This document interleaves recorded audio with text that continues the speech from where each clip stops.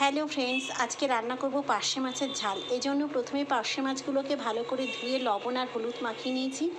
আর এখানে নিয়ে নিয়েছি লবণ আর হলুদ আর জিরে গুঁড়ো। আর এখানে সর্ষে পোস্ত বেটে নিয়েছি আর কাঁচা লঙ্কা কুচি করে নিয়েছি। তো কড়াইতে তেল গরম হয়ে গেছে, আমি এবার পার্শে মাছগুলোকে সব আগে ভেজে নেব। আমার ভাজা হয়ে গেছে আর এই মাছগুলো তো ভাজছি। এবার আমি পোস্ত বাটা জলটা দিয়ে দেবো।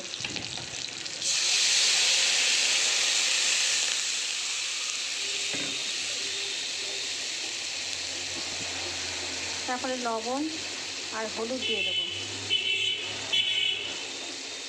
জিরে গুঁড়ো দেবো, মাছগুলোকে দিয়ে দেবো আর পোস্ত বাটা দেবো। এবার এই যে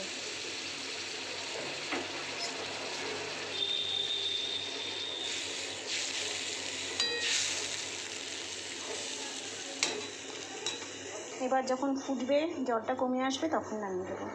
ফুটতে শুরু করেছে, অনেকটা কমেও আসছে। এবার কাঁচা লঙ্কা কুচিগুলোকে দিয়ে দেবো।